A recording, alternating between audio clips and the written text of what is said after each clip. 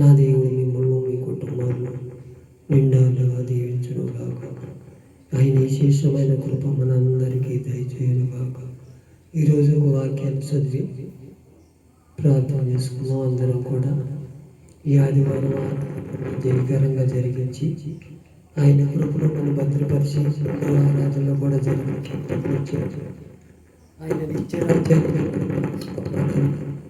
ఆయనకు మేలుకైన మార్గాలు నడిపించాలని ఆయన కృపలో భద్రపరచమని అందరం కూడా రెండో ఆరాధన కూడా జరిగించినందుకు వందనాలు చెప్తాం. వాక్యాన్ని చదువు అపోస్తుల కార్యాలు 13వ అధ్యాయం 26వ వచనాన్ని నేను చదువుతున్నాను. అందరూ భాగ్యాలు తీసి చదవటానికి ఇష్టపడండి. అపోస్తుల కార్యాలు 13వ అధ్యాయం 26వ వచనాన్ని నేను చదువుతున్నాను. సహోదరులారా, అబ్రహాము వంశస్థులారా, దేవునికి భయపడు వారులారా, రక్షణ వాక్యము మన వద్దకు పంపబడినది. ఈ రక్షణ వాక్యము మన జీవితాలను కట్టేది, మన జీవితాలను బాగు చేసేది, మన జీవితాలను మేలైన మార్గంలో నడిపించేది రక్షణ వాక్యం. ఆ వాక్యాన్ని మనం ఒకసారి వ్యర్థమైన మాటలు, వ్యర్థమైన ఆలోచనలు, వ్యర్థమైన తలంపుల్లో మనం తీసుకెళ్తున్నాం. అది ఎంతవరకు అది దేవుని చిత్తము కాదు. రక్షణ సువార్త మీకు అందించడానికి దేవుడు నిన్ను నన్ను కూడా ఒక సిద్ధపాటు కలిగి ఉన్నాడు. నీ కుటుంబాన్ని బాగు చేసుకోవాలంటే, నీ కుటుంబాన్ని కట్టుకోవాలంటే, నువ్వు ఆలోచన మేలైన మార్గంలో నడిపాలంటే ఈ వాక్యమే మన వద్దకు పంపబడింది. ఆ వాక్యాన్ని మనం ఎలా చదువుతున్నాము, ఎలా పఠిస్తున్నాము, ఎలా అంటున్నాము అనే దాని గురించి కొన్ని విషయాలు తెలుసుకుందాం. 2 కొరింథీ పత్రిక 6వ అధ్యాయము 3వ వచనం. ఇదిగో ఇప్పుడే మిక్కిలి అనుకూలమైన సమయం, ఇదిగో ఇదే రక్షణ దినము అని పౌలు గారు రాస్తున్నాడు. ఇదే అనుకూలమైన సమయం అంట. ఈ సమయం సద్వినియోగం చేసుకోవాలి తప్ప దుర్వినియోగం చేసుకోకూడదు. మన గడియప్పుడు మన ఆయన పోగడెప్పుడొస్తుందో మనకు తెలియని స్థితిలో ఉంటున్నాం. ఆయన రాకడే మన పోగడ కూడా అదే ఆలోచనలో ఉండిపోతుంది. అది దేవుని చిత్తము కాదు. ఆయన రాకడ వరకు మనం కాపాడుకోవాలి. అదే ఈ రక్షణ వాక్యం. మన వద్దకు పంపబడిన వాక్యాన్ని మనం జాగ్రత్తగా మనం ప్రతించుకోవాలి. సహోదరులారా, అబ్రహాము వంశస్థులారా, ఎంత చక్కగా చెబుతున్నాడు. దేవునికి భయపడేవారు ఈ రక్షణ వాక్యము మన వద్దకు పంపబడినది. దానిని మనము ఇదిగో ఇప్పుడే అనుకూలమైన సమయము, దాన్ని సద్వినియోగం చేసుకొని దేవునికి వారసులవుదాం. అలాంటి స్థితిగతిలో నిన్ను నన్ను చూడాలని కోరుకుంటున్నాడు. అలాగే 2 కొరింథీ పత్రిక 9వ అధ్యాయము 22వ వచనాన్ని చదువుతాం. బలహీనులను సంపాదించుకున్నటకు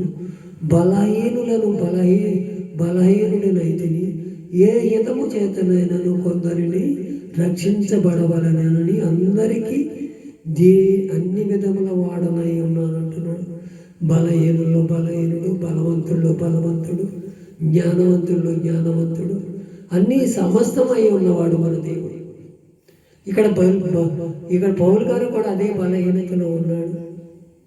ఆ బలహీనతను జయించినప్పుడు దేవుడిని అడిగేవాడంటే రోజు, అయ్యా ఈ బలహీనతని తీసేసి, ఆ బలహీనత తీసేస్తాను, నాకు ఎంతో టైం పట్టుబడి తీసేసినాక నన్ను దాటిపోతావేమో అనేది నీలో ఉంచుతున్నాను అంటున్నాడు.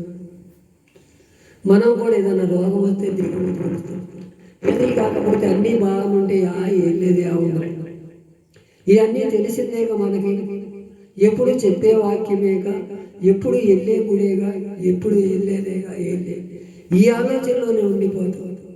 ఏదన్నా శోధన వస్తేనో, ఏదన్నా బాధ వస్తేనో, ఏదన్నా ఇరుకొస్తేనే తప్ప ఆయనలో ఉన్నాం. అందుకే అంటున్నాడు, నా సహోదరులారా, అబ్రహాము వంశస్థులారా, దేవునికి భయపడేవారు. ఎప్పుడు మనం భయపడి జీవించాలి.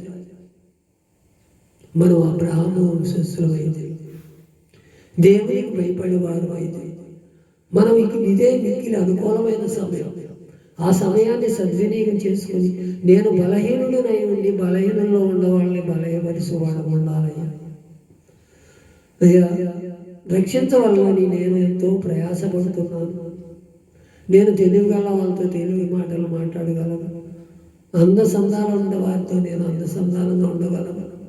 అన్నిటికీ సరిపోయిన వాడును నువ్వు నన్ను ఎంచుకున్నావయ్యా. నేనన్నీ సిద్ధపడి ఉండనుగా నువ్వు నాతో మాట్లాడయ్యని ఒక తీర్మానం చేసుకున్నాడు పౌలు కూడా. అలా రక్షించవలనని అందరికీ సువార్త భారం ఊహించాలని అన్ని విధముల వాడనై ఉన్నానంటున్నాడు. అన్నిటికీ మనం ఆయనలో ఉంటే ఏది కూడా మనకు కలగదు, ఏది కూడా మనకు కుదువు కాదు. ఇశ్రాయేలు 40 సంవత్సరాల అరణ్య ప్రదేశంలో ఏది కొదవ చేయదు. నీకున్నానికి ఎందుకు చేస్తాడు? ఏలియాని కాకులతో పోషించడం అట్ట విడిచిపెడతాడా? విడిచిపెట్టే దేవుడు నా దేవుడు కాదు. అబ్రహాము వంశస్థులమైతే ఆయన నడకలో మనం నడిస్తే ఈ దీవెనలన్నీ మనం పొందుకోగలం. 2 కొరింథీ 29:23 మరియు నేను సువార్తలో వారితో పాలివాడునవుటకై దాని కొరకై సమస్తము చేయుచున్నాను.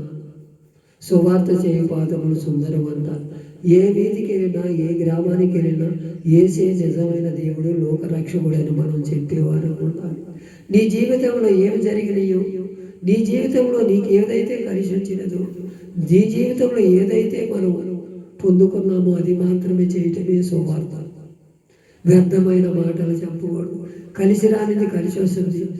నువ్వు దేవుని నమ్ముకో, ఇప్పుడు లక్షాధికారి అయిపోతావు, ఇప్పుడు కోటీశ్వరులు అయితే మేము అవ్వలేదా నువ్వు అవ్వటం అని మనం చెప్పేవారు.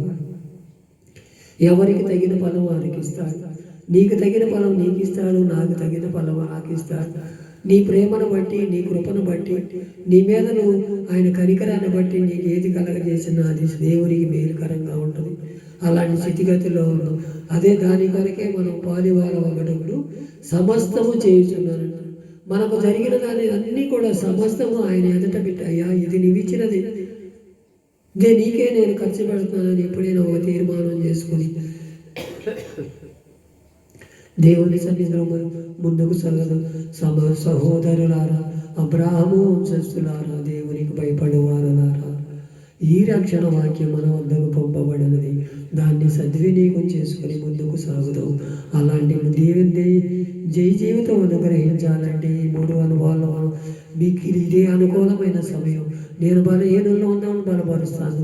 అయ్యా, నేను సువార్త వారిలో పాలు భాగస్తాను. నాకు శక్తిని మించి పని నాకు అప్పచెప్పయ్యా, నువ్వు సువార్త చేసే నన్ను యోధుడుగా నిలబెట్టాలి.